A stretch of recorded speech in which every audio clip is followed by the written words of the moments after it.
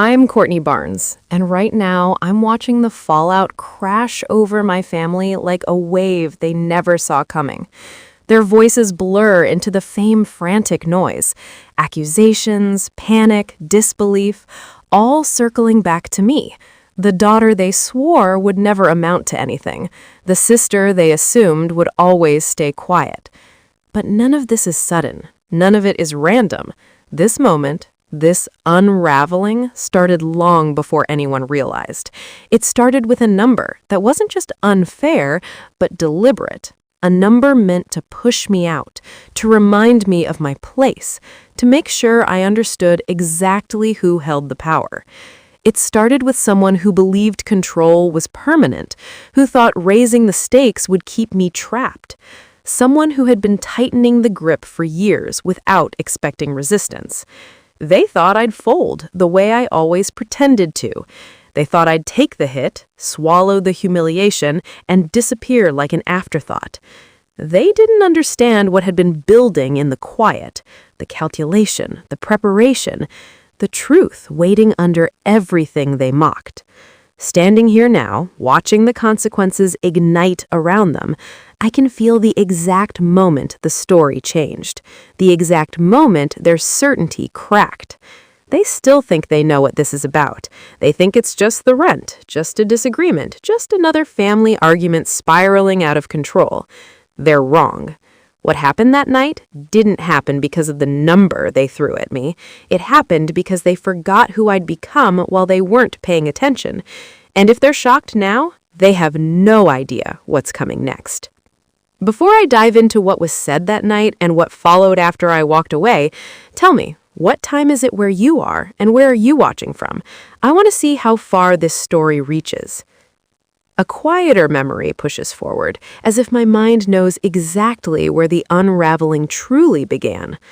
I grew up inside a house where certainty had already been assigned. One daughter built to shine, one daughter meant to orbit around her. Monica Barnes stepped into that role long before either of us understood what it meant. I remember the way her confidence filled every corner, how she carried herself like someone waiting to be applauded, how every room adjusted to her presence. I learned early that I was expected to adjust too. I didn't resent her then. I didn't have the language for resentment. What I had was a steady awareness, an understanding that attention naturally tilted toward Monica, and whatever remained would eventually reach me. People around us responded to her with ease, as if admiration was simply the correct reaction. I stayed in the background because that space seemed already prepared for me, quiet and predictable. There were days when she moved through the house with a rhythm I envied, certain of her place in the world. I watched her collect approval with no hesitation. I watched her take on responsibilities that seemed designed for her strengths. I watched how effortlessly she fit into expectations. I learned to keep my head down, convinced my presence needed to be small to avoid disrupting the balance we were told to maintain. While she thrived in competitions, clubs, and celebrations, I built a private world no one cared to enter. Numbers steadied me. Patterns made sense. Quiet tasks, projects that absorbed my focus, were where I felt myself open instead of shrink. But none of it carried weight in a hierarchy forming around us. Every unspoken comparison drew the line deeper. One daughter destined for admiration, one destined to comply. I adapted without protest, moving along the edges of family conversations, waiting for moments that rarely came. When I worked on anything, I carried the sense that it belonged behind closed doors. My efforts felt safe only when unseen. I shaped myself around that belief until it felt natural, the way some people learn to breathe through shallow air. Growing older didn't shift the dynamic. If anything, it sharpened it. Monica's success seemed to accelerate with time, widening the distance between us in ways I never questioned. I assumed it was normal for her achievements to be broadcast while mine faded before being acknowledged. What mattered to me didn't matter to them, and I convinced myself it didn't need to. Still, there were brief flickers, small moments when something inside me resisted being dismissed. When I finished a project that made me feel capable, when I caught a glimpse of momentum in the skills I was building, when it became clear my quiet focus held a value no one else recognized. Each moment was fleeting, swallowed by the larger narrative that had already been written for me. But the impressions stayed. They settled like seeds under the surface, waiting. Monica continued forward with her practiced certainty. She made decisions quickly, took control easily, stood in positions where authority seemed obvious. I learned to anticipate her confidence before she even spoke. It became a predictable pattern. She led, and I stepped aside. Not because she demanded it directly, but because every message around us suggested that was the natural order. For a long time, I didn't challenge it. I didn't imagine an alternative. I accepted the version of myself that fit the family's expectations. Quiet, adaptable, unthreatening. That version lasted years longer than it should have. I didn't understand how much it limited me until something shifted far beneath the surface. So subtle I barely recognized it at first. It wasn't defiance, it wasn't ambition. It was simply the growing awareness that the space I had settled into wasn't meant for me anymore. My silence felt heavier. My patience felt worn. The roles we had inherited no longer made sense the way they once did. And in that slow unraveling, a quiet understanding formed. Stepping aside had never protected me. It had only taught everyone else to assume I would. That realization didn't erupt. It spread slowly, the way a shadow lengthens across the ground when the sun moves without anyone noticing. By the time I recognized it fully, the foundation under our roles had already shifted. Something in me had begun to ask a different question, one I wasn't ready to speak aloud, but could no longer ignore. A gentler shift in my memory brings me to the person who altered the direction of my life without ever demanding anything from me. My Aunt Elaine Foster carried an ease that felt foreign compared to the tension at home. She moved through her days with a quiet steadiness, as if she had already survived enough storms to understand what deserved her energy and what didn't. I was drawn to that steadiness long before I understood why. Whenever I stepped into her presence, something inside me relaxed, not because she tried to comfort me, but because she didn't require anything from me at all. Elaine noticed things without announcing it. She paid attention to the small shifts most people overlooked. Habits, patterns, the way someone held themselves when they thought no one was watching. I didn't have to explain the silence I lived in. She read it easily, as if it were a language she already spoke. Over time, her townhouse became the one place where my mind felt unguarded, where I didn't have to calculate how much space I was allowed to take. She introduced me to a world I had only brushed the edges of. It began with scattered documents on her coffee table, mortgage statements, depreciation schedules, old closing packets.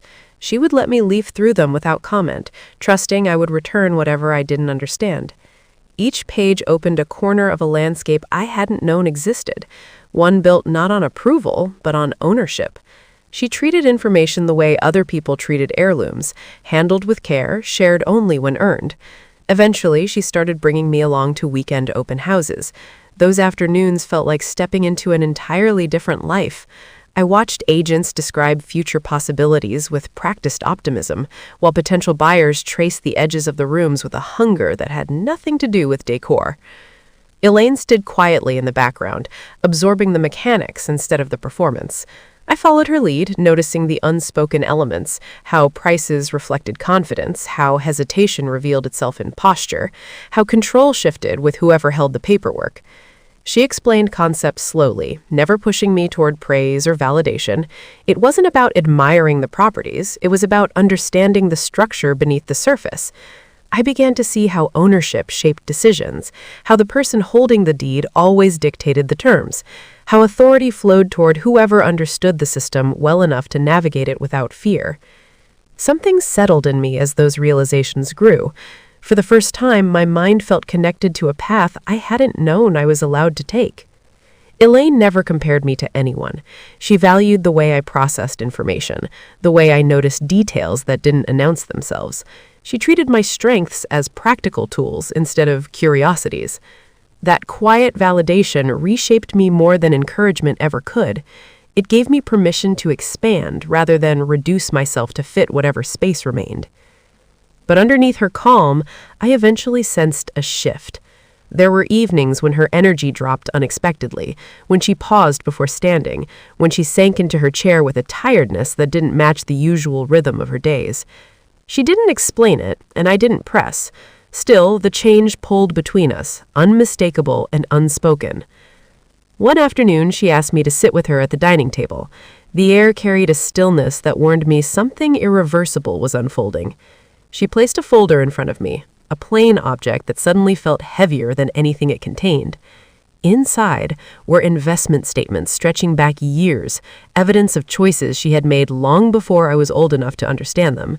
She had built a reservoir of stability piece by piece, trusting only herself to maintain it. When she told me it belonged to me now, something inside me staggered. I wasn't prepared for the weight of what she offered. $300,000. The number didn't feel real. It represented decisions made with foresight I hadn't yet earned. She didn't frame it as a reward or an obligation. It was an opportunity, one she believed I would recognize when the time came. Her instructions were simple. Keep it private, use it wisely, and build a life not dictated by anyone else's expectations. She spoke with a clarity that left no room for doubt. She wasn't giving me money. She was handing me a foundation. Not long after, her health declined with a speed that felt both sudden and inevitable. I stayed close, moving through her home with the quiet urgency of someone trying to memorize a place before it disappeared. When she was gone, the silence she left behind was nothing like the silence I had grown up with. This one was shaped by loss, not invisibility. It pressed into me with its own gravity, forcing me to stand in the space she had prepared for me. I didn't know then how far her influence would reach, or how sharply it would contrast with everything waiting for me outside her walls. Only I knew that something essential had shifted, and there was no returning to who I had been before. A new shift arrived quietly, marking the point when control in our family rearranged itself without debate. When Monica Barnes stepped into her role as the responsible one, the transition felt almost rehearsed. She carried the confidence of someone who expected doors to open before her, and the world responded accordingly. Becoming a realtor didn't change her. It amplified her. She moved with a polished certainty, speaking as though every decision she made was the natural continuation of an unspoken plan. No one questioned her competence, no one questioned her authority, and soon the rest of us stopped questioning the way she absorbed responsibility without asking. My move into the duplex happened under the premise of practicality. It was framed as a solution, a manageable place with shared family history maintained under Monica's guidance. I accepted it because it seemed stable, predictable, and detached from the strain I felt elsewhere. I told myself it would be temporary, a pause while I figured out what came next. I didn't realize how quickly temporary situations could harden into something restrictive. At first, Monica's involvement appeared harmless. She introduced new systems, structured arrangements, detailed schedules. Her language took on a professional crispness, shaping the environment around rules rather than relationships. She treated management as a job rather than a family responsibility, and that distance made it harder to challenge her. I followed the expectations because they seemed reasonable, but each one narrowed the space I believed I occupied freely.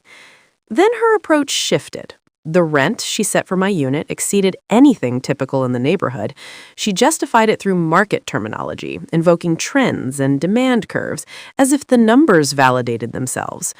The justifications didn't matter as much as the underlying message. She held the authority, and I was expected to comply. The imbalance grew gradually, cloaked in administrative language that pressed against me without ever raising its voice.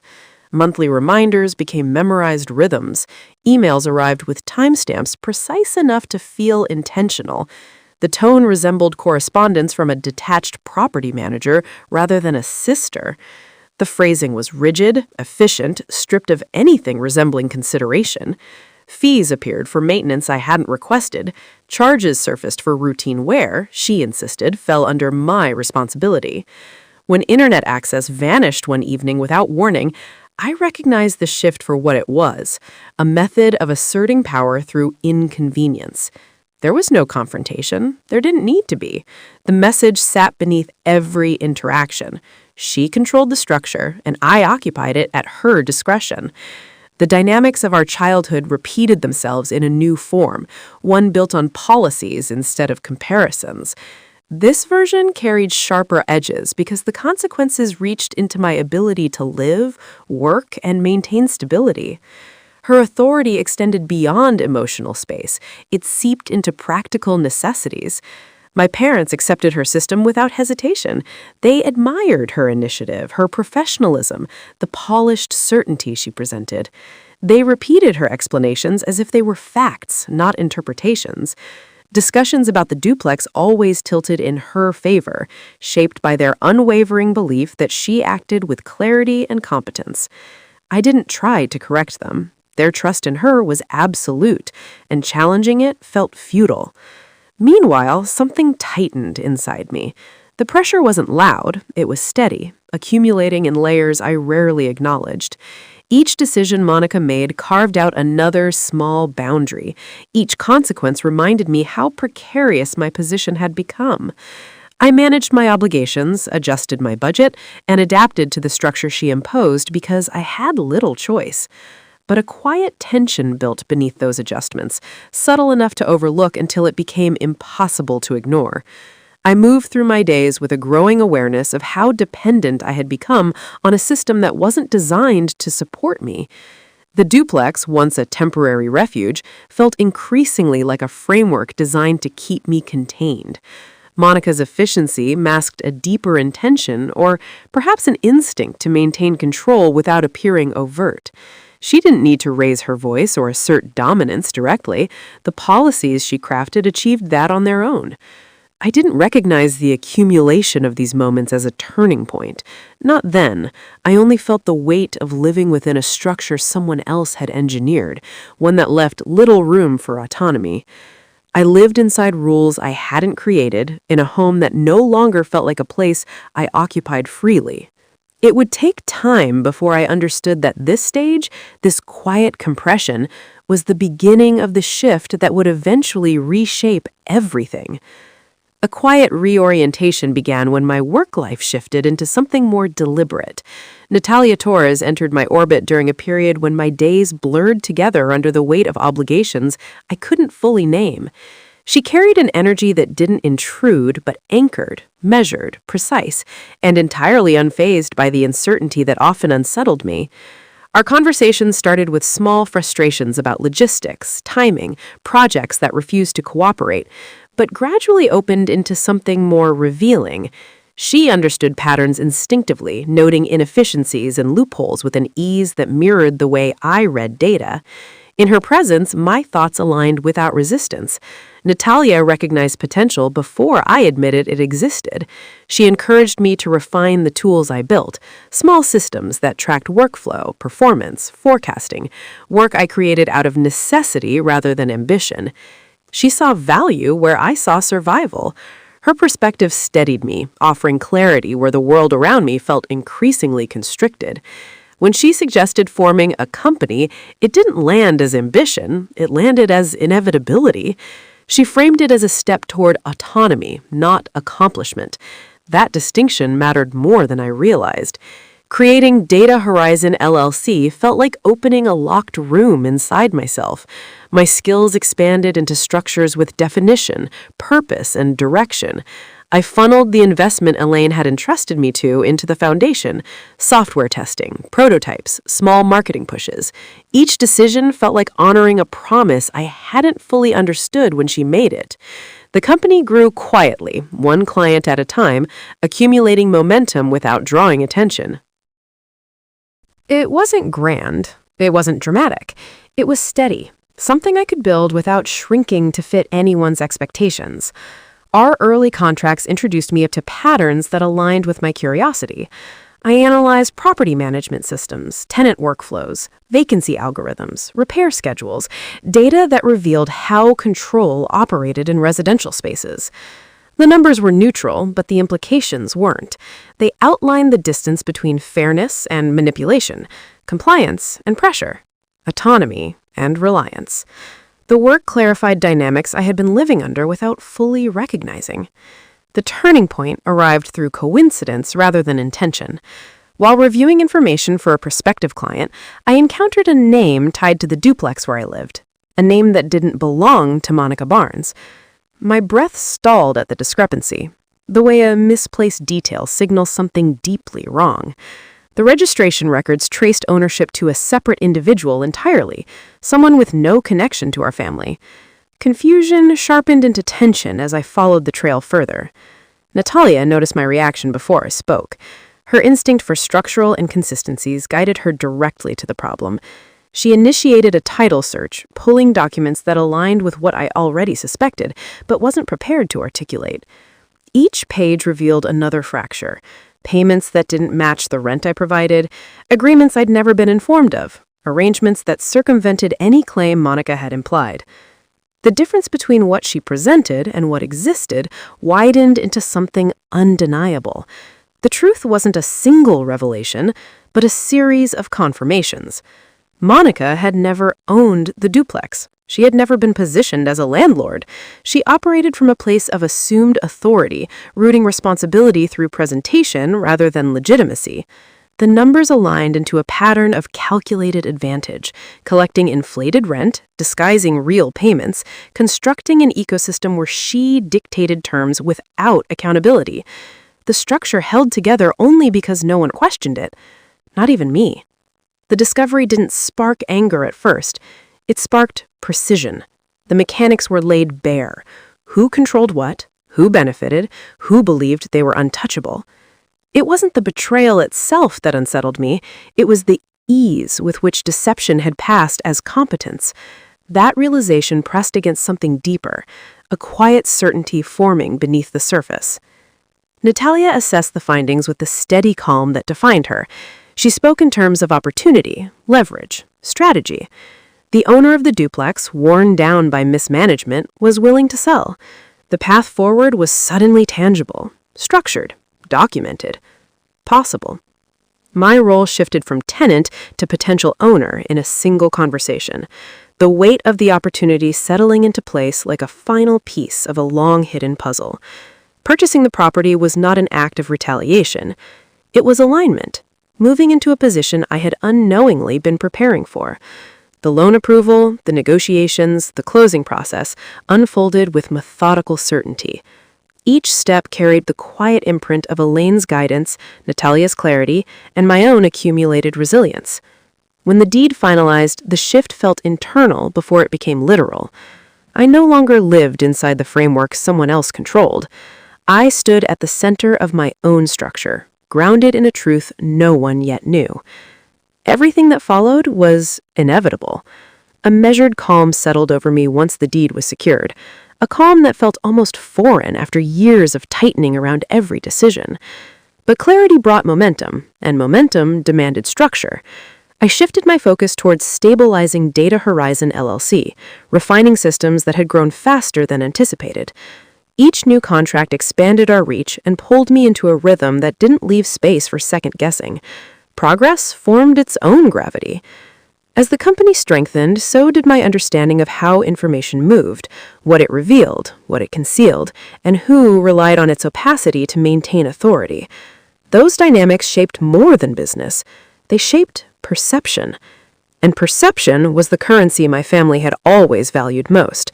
Watching my work gain traction created a quiet sense of distance between who they believed I was and who I had become, a distance that widened with every structured decision I made. My sister, Monica Barnes, remained unaware of any of it. She continued navigating our interactions from a posture of default superiority, carried by a certainty she didn't bother questioning. Her behavior didn't change. She assumed my compliance was permanent. The facade she relied on stayed intact because I allowed it to, not because it still held power. That contrast sharpened my awareness of how fragile her constructed dominance had always been. Conversations with my parents during this period exposed a shift I couldn't ignore. Their comments grew more pointed, less patient, as if they sensed movement they couldn't identify. They spoke to Monica with admiration disguised as logic, and addressed me with restraint disguised as advice. To them, responsibility appeared in the form of presentation, organized documents, assertive tones, confident claims. Monica performed those markers effortlessly. They didn't question the performance because it fit their expectations. I didn't attempt to correct them. Their assumptions framed the distance I needed. The more they misread me, the cleaner my trajectory became. While expanding our services, I led Data Horizon into developing a predictive tool for property owners, something designed to identify inefficiencies and reduce losses before they accumulated. The project demanded precision and long hours, but the work studied me. It reinforced the understanding that systems, when designed well, reveal truths people would rather obscure. That alignment between data and reality shaped how I approached everything around me.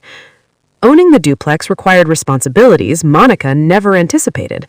Oversight, budgeting, negotiations with contractors, financial planning. None of it intimidated me. It grounded me. I documented each decision, tracked progress, and prepared transition plans that positioned the property for long-term stability.